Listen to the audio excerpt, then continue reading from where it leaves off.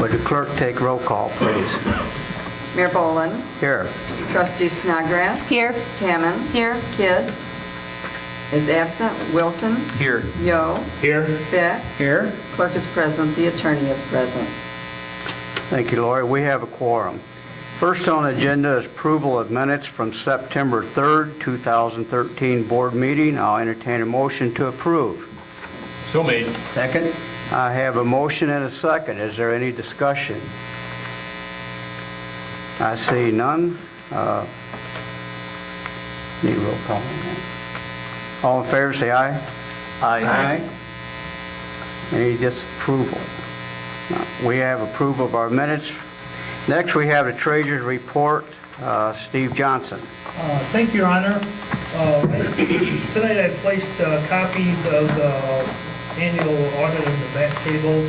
And I'd like to thank Michelle and staff for their help, very much their help for the annual audit, because they've done such a great job. This report reflects revenues, compensations, expenditures, summaries for the fiscal year, and the state income tax, local use tax, sales tax, motor fuel tax were very comparable to last year. The village also budgeted for less sales tax dollars for the 173 projects, so our sales tax dollars were actually came in stronger than what we expected, resulting in an end fund budget of over 700,000 increase. Overall, the general fund ended with $5,411,822.11. This shows how very strong the village is fiscally. The annual treasurer's report has been placed for review at Winnebago County's clerk's office and the treasurer's office, and it also will be published in the journal for a weekly type of procedure.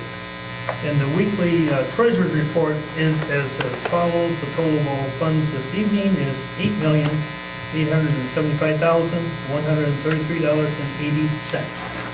Thank you, Your Honor. Thank you, Steve. I'll entertain a motion to accept the treasurer's report. So made. Second. I have a motion and a second. Is there any discussion? All in favor say aye. Aye. Any opposed? I hear none. The treasurer's report has been accepted. Next, we have communication. Village Clerk Lori Mitchell. Thank you, Your Honor.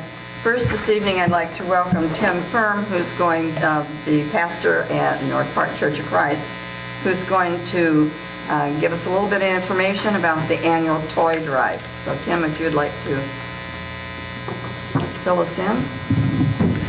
Thank you, Lord. Thank you, Lord. It would be a tragedy anytime a child doesn't have a Christmas. Multiply that by 1,000, that's how many children have benefited from the toy drive in the last 3 years. As a result of the partnership with the village, the businesses in Chesney Park, and the citizens that are interested in helping. We do the toy drive in mid-December is when we distribute those toys. We do that as part of, in connection with the Helping Hands Pantry.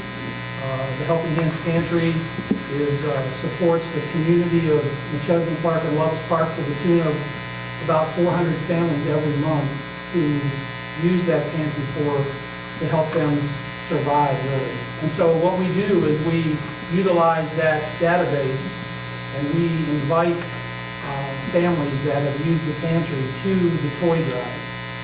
It will probably be around December 14th is when we'll probably distribute those this year.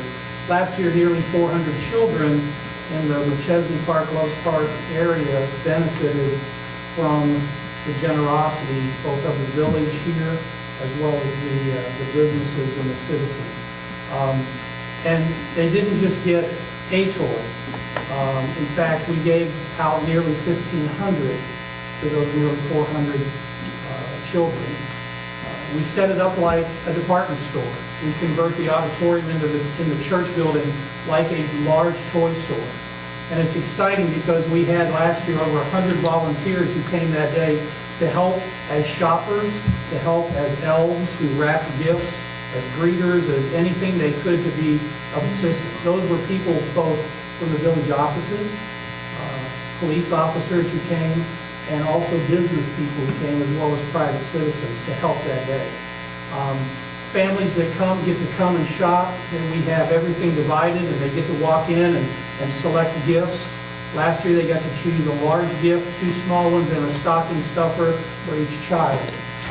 So when they left feeling really good about the experience. Often, what happens is grandparents have suddenly found themselves where they're having to raise their grandchildren without really much notice and without much additional help and support. So they will often leave in tears because otherwise there would be no Christmas for these grandchildren. The same way with parents who've lost a job. And really, rather than tell their child, I'm sorry, there is no Christmas this year, the efforts of the community and the partnership here has made that possible so that we can help those families and those children. So in these 3 years, it started in 2010 as a partnership really with the village. And it only is possible because of that partnership. But we have served almost 1,000 children.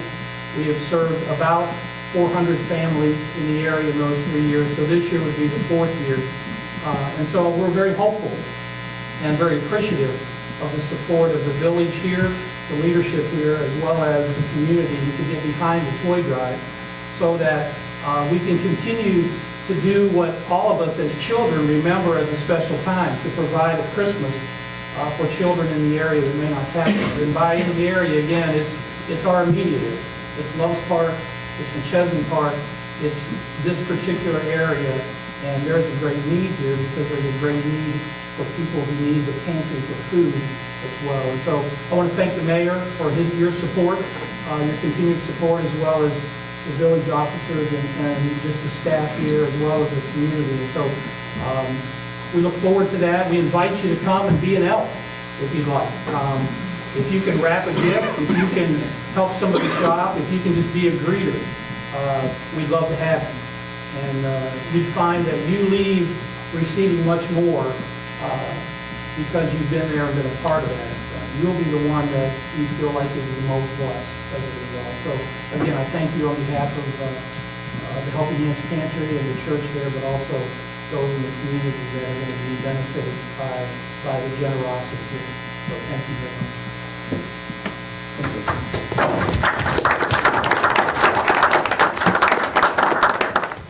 I would like to add also, starting now, you can drop off your gifts here at the village from 8 a.m. to 4:30 p.m. Thank you, Mayor. The mayor has a couple proclamations to present this evening, and he'll go down to the podium. And the first one will be accepted by Rita Dickey from the National Society of the American Revolution, Rockford Chapter, in recognition of U.S. Constitution Week. And reading this proclamation will be Robin Snodgrass. Whereas, in the summer of 1787, delegates convened in Philadelphia to create a more perfect union and craft the document that is the foundation of our country. With great diligence, they worked to develop a framework that would balance authority and inherent freedoms, federal interest and state powers, individual rights and national unity. On September 17th of the same year, the delegates signed the Constitution of the United States. And whereas today, every American shares in this legacy of liberty, and we are grateful for the courage, conviction, and sacrifice of all those who have helped preserve and uphold the principles of a free society. As we remember the enduring importance of the Constitution, we also recognize our responsibility as citizens to respect and defend the values of our founding and participate in the unfolding story of freedom. And whereas, in celebration of the signing of the Constitution and in recognition of the Americans who strive to uphold the duties and responsibilities of citizenship, the Congress, by joint resolution, of February 29, 1952, designated September 17th as Constitution Day and Citizenship Day. Whereas each year, the National Society of Daughters of the American Revolution celebrate and commemorate U.S. Constitution Week from September 17th through September 23rd. Now therefore, Jerry D. Bolin, Mayor of the Village of Machesney Park, has proclaimed the week of September 17th through September 23rd as U.S. Constitution Week in Machesney Park and encourages all citizens to join the Rockford chapter of the NSDAR in commemorating this internationally known document upon which our nation was founded. Leader, on behalf of the mayor and the board and staff, I'd like to present you the proclamation.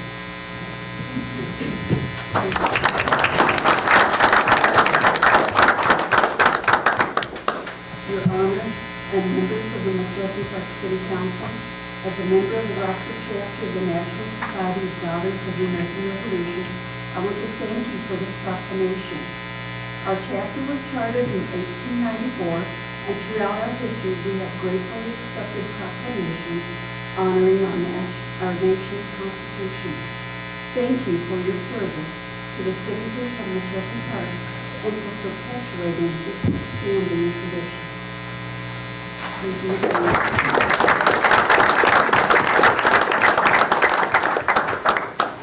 Also this evening, Mayor Bolin will be presenting a proclamation in recognition of National POW MIA Recognition Day in Machesney Park to Bruce Jacobson and Dr.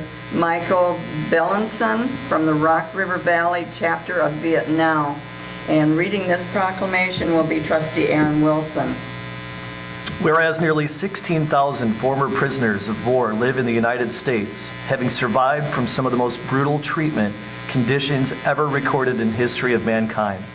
And whereas we owe a tremendous amount of gratitude to our captured heroes who relied on great strength, physically, mentally, and emotionally, to endure extreme hardship at the hands of their captors, but yet never yielding the sensitive information demanded of them in which they would have jeopardized lives of other American soldiers still fighting in the battlefield.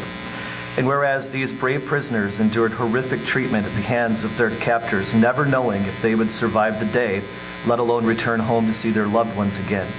And whereas there are still thousands of American soldiers, sailors, and airmen who remain unaccounted for, and whereas our thoughts and prayers are still with the families of these still missing heroes as they pray for the return home of loved ones and finding maybe perhaps the remains of those long missing so that they can be brought to their final and proper resting place here at home. Now therefore, Jerry D. Bolin, Mayor of Machesney Park, will hereby proclaim September 20th, 2013 as National POW MIA Recognition Day. On behalf of the mayor, the board, and the staff, and the citizens of the village of Machesney Park, I present the proclamation to Vietnam and all the POW MIA.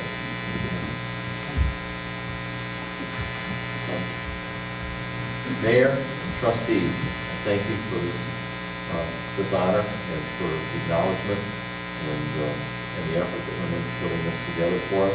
On behalf of the members of the Rockford Charter Chapter of Vietnam, I thank the village of Machesney Park for its acknowledgement of our efforts to raise the public's consciousness of the issue of those who have not returned to their families, the prisoners of war, POWs, the missing in action, the MIA.